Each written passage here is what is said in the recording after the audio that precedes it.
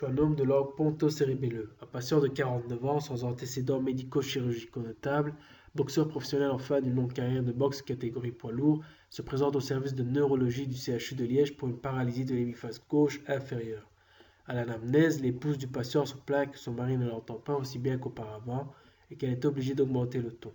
Le médecin constate effectivement une baisse de l'audition. De plus, le patient se plaint d'acouphènes. Il présente une hémiparésie faciale gauche et des signes vestibulaires, nausées, vertiges. Il se plaint également d'une perte de la sensibilité au goût, notamment aux piments et aux produits salés.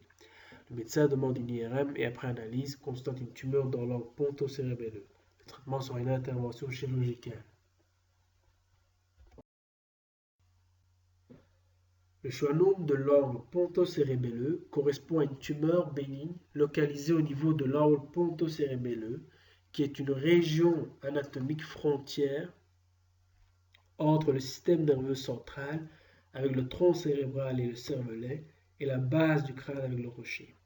Les schwannomes vestibulaires représentent 80% des tumeurs de l'angle ponto-cérébelleux. Son incidence maximale se situe vers l'âge de 50 ans, avec une fréquence plus élevée chez les femmes. L'IRM est l'examen d'imagerie de première intention. À noter que la perfusion permet une caractérisation de l'angiogenèse tumorale et devient un élément important dans le diagnostic initial et le suivi de l'évolution des tumeurs cérébrales. Le traitement est chirurgical, préservant mieux la fonction auditive. La région anatomique entre le pont de Varolles et le cervelet.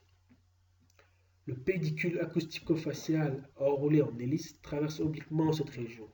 Il est constitué par le nerf vestibulo-cochléaire, nerf crânien numéro 8, le nerf facial, nerf crânien numéro 7, le nerf intermédiaire de Wrisberg, nerf crânien numéro 7 bis, et les artères et veines auditives internes.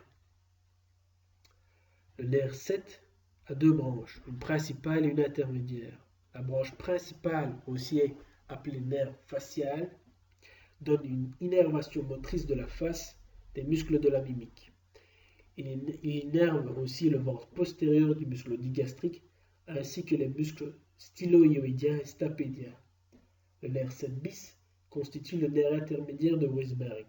Il transporte au cerveau les sensations du goût venant des deux tiers antérieurs de la langue et ramène une petite partie des sensations cutanées au niveau de la peau du pavillon de l'oreille. Le nerf 8, le nerf vestibulaire, est impliqué dans l'équilibre.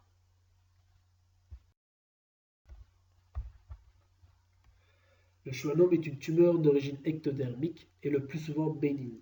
Elle est développée à partir de la gaine de myéline qui entoure les axones des nerfs périphériques. La croissance des schwannomes est lente. La tumeur est le plus souvent solitaire. Les cellules de Schwann sont les cellules gliales responsables entre autres de la myélinisation dans le système nerveux périphérique. La myélinisation consiste en un enroulement concentrique d'expansion cytoplasmique des cellules gliales dont le noyau est séparé de l'axone par ses couches de cytoplasme. Les cellules de Schwann assurent également un soutien mécanique ainsi qu'un rôle de protection, de nutrition et de défense des cellules nerveuses. Les cellules du schwannome sont marquées par la protéine S100.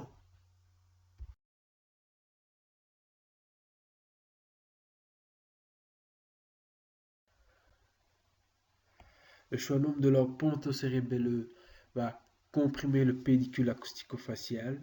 La compression du nerf crânien 7 va entraîner une hémiparésie faciale gauche et le signe de Bell. Le signe de Bell correspond à la disparition de l'iris sous la paupière supérieure non fermée lors de l'effort de fermeture des yeux.